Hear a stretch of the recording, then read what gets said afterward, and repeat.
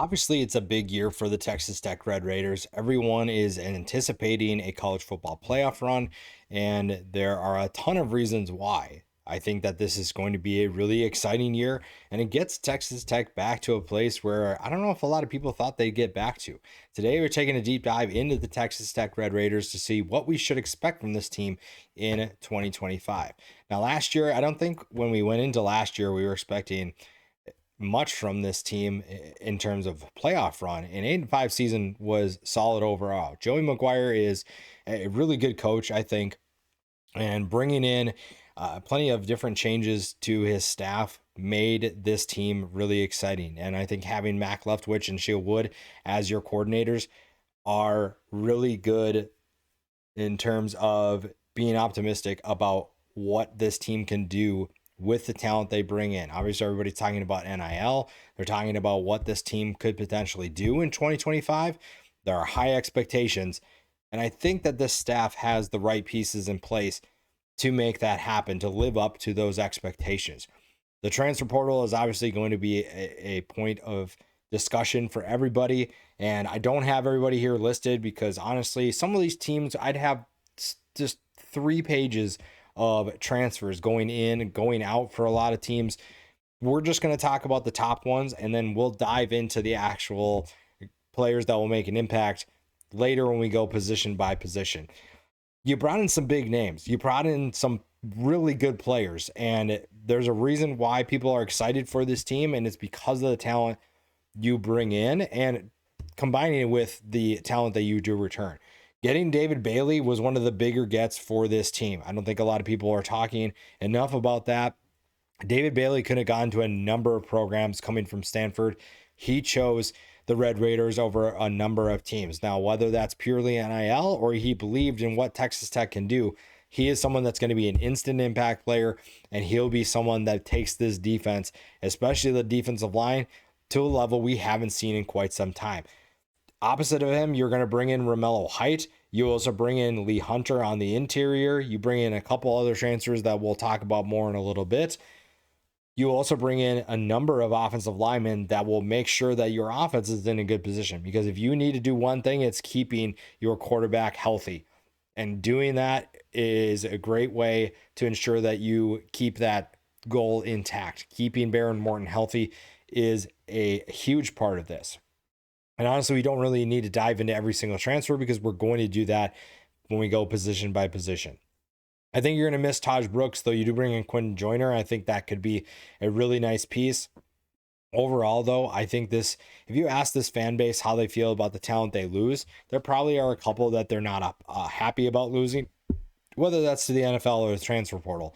But I think that the talent that they bring in, they would say they feel in a better position than they were last year. We're going to dive into the quarterback position here because of multiple reasons. I think Behren Morton got disrespected this offseason. I think whenever we saw a big-time transfer go into the transfer portal, automatically Texas Tech was on that list. Now, I do understand the injuries. I do understand that. But I don't think a lot of people were talking about that specifically. I don't think a lot of people know that Behren Morton's had injury issues in the past to a certain degree. There are some people that I do think that. But I think people were thinking, oh, well, just going to Texas Tech. They're just adding everybody. I don't think people are aware of what Behren Morton is capable of doing. I don't think that they have paid attention to him. I don't think that people have watched enough film of what Behren Morton can do when he is healthy. Last year, he threw for over 3,300 yards and 27 touchdowns. Now, he's already had, an issue in the offseason, but if he's healthy, he's one of the best quarterbacks in college football. And I think that the fact that Texas Tech did not go out and pursue anybody to replace him speaks a lot to their confidence in his abilities. Now, the backup position is really where you're going to have to focus if he does get hurt or he's not able to go. That's where Will Hammond might have to step up. That's where Mitch Griffiths might have to step up. We don't really know what that's going to look like. We don't know what this offense looks like with one of them running the show. But if Behren Morton's healthy, it doesn't matter. And like I said, you made an investment to bring in certain players from the transfer portal up front that are going to ensure that he is not getting hit as much this year.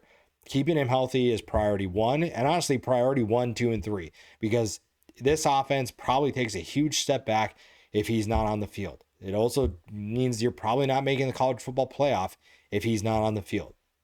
Keeping him healthy, keeping him on the field is the quickest way to ensure that this offense does exactly what it needs to do in 2025. Now, you do want to see this rushing attack be more of a factor as well, because that's another way to ensure that your quarterback is not taking hits. You bring in Quentin Joyner to replace Taj Brooks. I think that's a great addition. I think despite his numbers, this is a guy who is ready to be a big time player for this offense. 478 yards and 3 touchdowns aren't going to wow you by any means, but he averaged 7.6 yards per carry. He also could be a factor as a pass catcher. He is someone that I think we're going to see have a huge year for Texas Tech, and that's going to open up this offense even more. And again, if you're giving him the ball, that means teams aren't going after your quarterback. They're not hitting him, and that's going to give this offense a ton of balance that it needs. It's also going to stretch the field. It's going to stretch the field in a way where you feel comfortable about the plays that you're dialing up because of the balance that you have. You don't have to necessarily worry about, or really, I should say, lean on the passing attack, because your rushing attack can't get things done. And you bring in some offensive line talent that's going to ensure that you make that happen. Behind him, you have really good depth. I like what Cameron Dickey and Jacoby Williams bring to the table. They will be part of that rotation. They are going to get plenty of touches. That's a trio that should be really exciting. Adam Hill's a young player that could be part of that as well. We'll see who is going to step up, but it's probably going to be a combination of Joyner, Dickey, and Williams. Those are 3 guys that, if they're able to play to their potential, if they're able to take things to where they need to, this is an offense that is going to be terrifying. And the Big 12 is wide open right now. Nobody expected Arizona State last year to make the run that they did. Now, a lot of people are excited about Texas Tech and expect them to make that run, but I think they can do it. I think they have everything in place to make that happen. It's just a matter of putting it all together, finding balance on offense, and making sure that Behren Morton is still on the field, because the guys that he gets to throw to are going to be really difficult to cover. And you're seeing a lot of transfers that are going to make an impact. The wide receiver position really is no different. And, Coy Eakin is going to be someone to keep an eye on for a big year, because if this team is going to have a big year, Behren Morton's probably going to push 4,000 yards passing. Now, a guy like Caleb Douglas, who is also a former transfer, had a big year for this team. 877 yards on 60 catches, had 6 touchdowns. Eakin, 652 yards on 49 catches, 7 touchdowns. You bring in Reginald Virgil from Miami of Ohio, where he had a big year. 41 catches for 816 yards, averaged almost 20 yards per catch, and 9 touchdowns. Behind them, you have some guys that I think are getting slept on in terms of their ability. You return Micah Hudson, who departed for Texas A&M. Hopefully everything off the field is put together for him, because if he's able to really focus on playing and focus on what's going on the field, this is a guy who could have a major impact on this team. With teams really worried about that trio of starters, Micah Hudson is someone who can come in and see a ton of favorable matchups. Caleb Douglas is 6'4", 210 pounds. Purely based off his abilities, he is going to command extra attention. Teams are going to know where number 5 is at all times. If Virgil's able to take his explosiveness from the group of 5 to this level, he's going to be another guy that teams are worried about. That leaves Micah Hudson, which I don't know if you remember what Micah Hudson was coming out of high school. That's someone that everybody wanted, and Texas Tech landed him. Now, he obviously went to Texas A&M, comes back, but he is someone that is familiar with this offense. He is someone that he wasn't gone for very long. He is someone that could have a huge impact on this offense, purely based off of he's ready to go, and teams are going to give him less attention than these other guys. If he steps up in a big way, that means that this offense could take things to another level. Roy Alexander is another guy who comes in from Incarnate Word, had a monster year for that team. 100 catches for 1,108 yards and 13 touchdowns. If he's able to take even just a sliver of that to Texas Tech's offense, you're looking at a passing attack that is going to be absolutely dominant. The tight end position has the potential to do the exact same thing. John Carlos Miller is another big body at 6'5", 245 pounds that could have a really big impact on this offense. He could be a reliable pass catcher, that it's a big body, a big frame to hit downfield. You also bring in Terrence Carter from Louisiana, had 48 catches for 689 yards and 4 touchdowns. So this passing attack is very much in a great position. It is in a spot to take things to another level, and you were already excited about this group going into 2025. You bring in the right pieces, you bring in Virgil, you get Hudson back, you bring in Alexander, you bring in Carter. That gives you a good group in terms of talent. It gives you a good group in terms of depth. You have all the pieces that you need to make things happen and have something special occur. And that's really all you can ask for. It just comes down to execution and keeping guys healthy. The offensive line is the same way. If you keep guys healthy up front, if you keep your quarterback healthy, it's going to be because the offensive line is doing its job. You bring in Howard Sampson, who's massive, 6'8", 340 pounds, started all 12 games for North Carolina last year. Will Jados, which is Reginald Virgil's teammate from Miami of Ohio, 6'7", 310 pounds. Started 40 games in his career, all 13 for Miami, Ohio last year. Sheridan Wilson, 6'5", 300 pounds, started all 13 games for this team last year. Davion Carter is the small one at 6 feet, 295 pounds, a former Memphis transfer who is just an absolute gamer. We talk about, quarterbacks being gamers. Davion Carter, when you look at him, is probably one of those guys that you think, we're not going to worry about him. He's not going to be a factor. That's a guy who knows how to play this game. He understands leverage. He understands how to use his hands. He understands where to put his body. And yes, he is not the biggest player. He's not the tallest player. He's not the longest player. But this is a guy who knows how to play this game, and he is going to be just as much of a problem as the guys we've already discussed. Next to him is Hunter Sembrano, who comes in from Illinois State, 6'5", 305 pounds, only started 2 games last year before he got injured, sat out the rest of the year, comes in to potentially take over at the other tackle spot. You also weren't done bringing in transfers as well. You bring in Cash Cleveland to be the backup at center from Colorado, could definitely play when they need him to. And I think that's a young guy who is ready to showcase that he can be better than what he was last year. And I think that he has a bright future. Vinny Scuri is another former transfer, started 2 games last year. Again, injury kept him out, but has 41 games of experience, including 35 starts. Everybody else kind of is very new in terms of experience. You don't have any other starts among that offensive line, but you feel really good about what this unit could be if they put everything together. But again, the starting group is in a great spot. You have experience. It's just going to come down to how do you get those 3 new guys on the same page as the 2 returnees.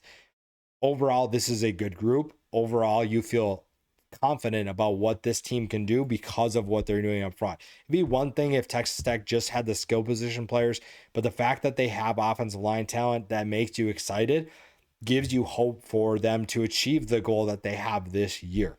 Same thing with the defense. The defense will feature a number of new faces that you don't necessarily know, but it also returns a good core of guys that you are familiar with. We talked about David Bailey in the transfer portal. There's a reason why you were really excited about him. Getting him is a huge addition for this team, and he is someone who's going to have a tremendous impact on this defense. Lee Hunter's kind of the same thing. Same thing with Skylar Gill-Howard. You bring in those 3 guys to potentially make this group an unrecognizable group, if you will. This is a defense that was not great last year. This is a defense that needed to take things to another level, and they made sure that that would happen in 2025. You bring in transfer portal talent like David Bailey. David Bailey, when you look at what he did, 31 tackles, 8 tackles for loss, 7 sacks, 5 forced fumbles on Stanford. Stanford's defense struggled mightily last year. Not because of David Bailey, though. David Bailey was a reason why they were potentially in some of those games, and there's a reason why he decided that, there are multiple reasons, but a big reason why is the struggles. He joins Texas Tech. He could have gone to a number of schools, but decided that Texas Tech was the reason he needed to make a change, and he is someone that's going to be really fun to watch. He is someone that has all of the ability to make a huge impact, and there's plenty of depth behind him. Charles Esters III, 18 tackles, 2 tackles for loss. Braylon Rigsby, 18 tackles, 3 tackles for loss. So the end position is in a great place. You're also going to see, we'll talk about the linebackers and what they can do. Someone like Romello Height will be really fun to watch opposite of David Bailey, but we'll dive into him here in just a little bit. Lee Hunter, when he is motivated, he is one of those players that can take things to another level. 45 tackles and 10 tackles for UCF last year.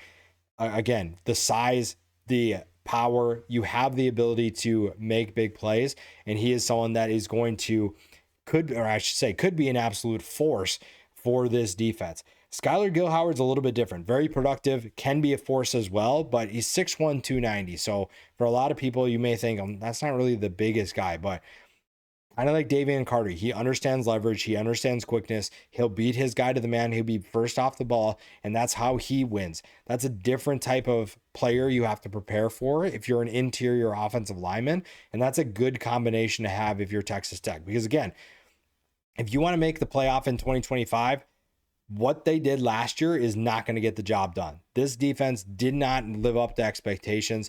This defense clearly needed an overhaul, and this coaching staff decided, all right, well, we're just going to bring in a bunch of new faces, and that's going to help. And it will. With the trio you have starting and the guys you have behind them, there's no reason why this group can't be better in 2025. The defensive tackle, nose tackle, whatever position you're going to see these guys play, there's plenty of depth behind them. Amorian Banks, 16 tackles, 3 tackles for loss.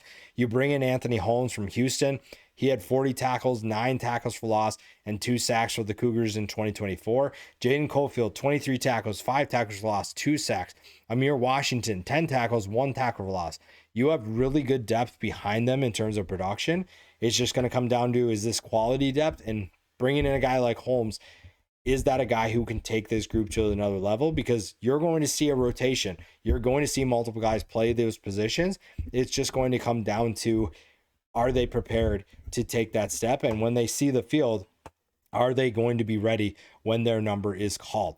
The linebacker position, I think, is stacked. In terms of production, this is a really good group. You return Ben Roberts and Jacob Rodriguez. That's a good duo to have. Over 200 tackles between the two of them last year, 16 tackles for loss, 5 sacks, 6 forced fumbles combined. That is a good duo to have coming back, and there's a reason why Rodriguez was a first-team All Big 12 selection. 127 tackles, 11 tackles for loss. He is a playmaker. He knows how to make plays, and hopefully this year he's making more disruptive plays because of the guys up front. We talked about Bailey Hunter and Gil Howard. Their ability to open things up for the guys behind them will have a huge impact on this team going forward. How they're able to produce and how they're able to take away extra blockers that keeps Roberts and Rodriguez clean back behind them is going to dictate how well they play and how disruptive they can be. Romello Height comes in from the transfer portal, 34 tackles, 7 tackles for loss. I'm curious to see how he'll line up opposite of David Bailey, how they'll utilize him in space, and what he can do with the linebacker position as well. He is someone that I think you're really excited for overall because he gives you, again, an elevated ceiling in terms of what he can do and be disruptive. That's what this defense needs. They need to raise the floor. Right now, this is a really low floor defense that is looking to get better. If you can at least just raise your floor, some of these numbers are just going to be good enough to win you football games, especially if the offense is scoring at the rate we expect them to. There's no reason why this defense can't be better. And if you're just even raising that floor, you're going to be in good position. But overall, you raise the floor by bringing in the talent, returning certain players. You also raise the ceiling when you bring in a Romello Height, when you bring in a Lee Hunter, when you bring in David Bailey. Those are guys that are going to make an impact, and those are guys that are going to be really good for your team with the goals that you have this year. Behind those linebackers, Terrell Tillman, 9 tackles, 4 tackles for loss, 3.5 sacks. Bryce Ramirez, 17 tackles, 1 tackle for loss, 1 interception. John Curry, 35 tackles, 1 tackle for loss, 1 interception. So overall, these guys know how to make plays. You just want to see those be more disruptive plays. I don't want to see Jacob Rodriguez getting 127 tackles other than it's just a long season. I want to see him making more disruptive plays. I want to see Ben Roberts, Romello Height making those disruptive plays, tackles for loss, sacks, quarterback hurries, Those are things that are going to be really fun to watch for this front group. And if they're able to do that, you feel really confident about them hitting their goals in 2025. That's also going to help the secondary. The secondary is going to be a fun group. You return a trio of really exciting players. You also bring in 2 new faces, at least in the starting group, that are going to be fun to pay attention to. Bryce Pollock comes in from Mississippi State, 48 tackles, 9 passes defended, 1 interception. The other new face is Cole Wisniewski. Now, his numbers were not great because he sat out for pretty much the entire year. But when you look at what he did in his early years at NDSU, if you're a Texas Tech fan, you should be excited about what he can do. 6'4", 220 pounds, absolute game changer at safety. If he is able to take his game to a Big 12 level, then you're really excited about what he can do. Opposite of him, Brendan Jordan, 36 tackles, 3 tackles for loss, 5 passes defended, 3 passes defended, 0 interceptions. I think that is a good tandem that probably flies under the radar right now, but could be an all Big 12 selection for both of them. Maurian Horn is the other corner to pay attention to, 56 tackles, 3 tackles for loss, 5 passes defended. Mike Dingle is another one to keep an eye on, 6'2", 220 pounds at the star position, that nickelback position. Everybody has a different name for it.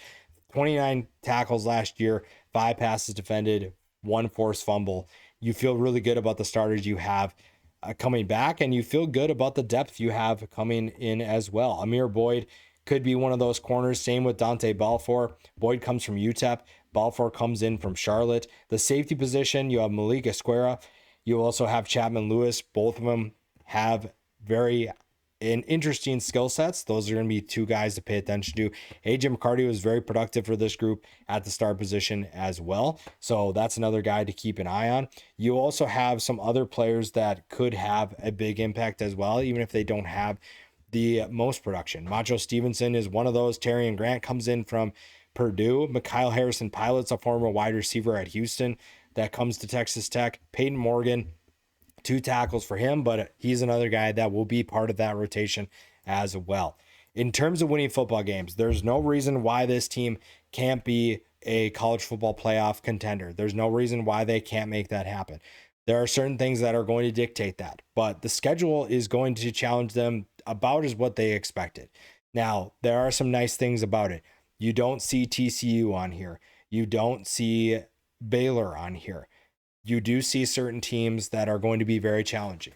So a 3-0 start should be the goal for sure. Arkansas, Pine Bluff, Kent State, and Oregon State don't provide challenges for a team that has the expectations that Texas Tech has. Now, the big test is right off the bat at Utah. If Utah truly is a contender this year, if Utah truly gets back to where they are, playing them and beating them on the road is going to be huge for a team that has these types of goals.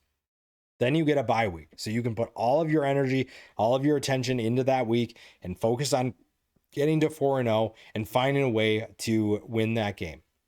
If you're able to win that game, you at Houston and Kansas. Those are 2 games that you should be able to win, no problem. With where you're supposed to be, that shouldn't be a problem. At Arizona State is a challenge. That is going to be a tough road test. So your road tests are not great early on. After that, you get Oklahoma State. We don't know what Oklahoma State is going to be, but that's a game that you feel confident that this team should win. The next 2 games, though, are tough. At Kansas State and hosting BYU. After that, you host UCF. You have a bye week, and then you go to West Virginia. The Big 12 is just as open as it's ever been. And even with these expectations, Texas Tech isn't going to be immune to a slip-up or a game in which they struggle. So while, yeah, Houston and Kansas should be games that they can win, Houston and Kansas have proven that they can surprise people. Oklahoma State, I don't know what they're going to be. I think that the staff feels really good about who they can be in 2025, but I don't know if they're going to be able to compete with Texas Tech. The only reason why I feel like that might be a game we could see a slip up is you're at Arizona State the week before and you have Kansas State and BYU after that. Do you get caught looking ahead? Because again, one thing that these playoff teams do really well is that they don't look ahead. They don't get caught taking teams lightly. So taking things week by week, which is kind of what you have to do in the Big 12 to be consistent, you can't worry about the next game. There's nothing you can do about that. You have to beat Oklahoma State before you can focus on Kansas State, before you can focus on BYU. That being said, I think 8-4 would be a disappointment. That's the floor that I would have because this schedule is challenging, even if the non-conference schedule isn't. 11-1 is the ceiling. Even though I think this team is going to be really fun, I think even if you're playing at a high level, you still have tough games. Going to Utah, Arizona State, and Kansas State, and then hosting BYU, those are 4 games that are challenging. It's going to be tough to see that team go 4-0 against that type of schedule. Now, the channel vote is really interesting. 57% say 1st through 4th. 33% say 5th through 8th. Now, if you're 8-4, that's probably around where you're at.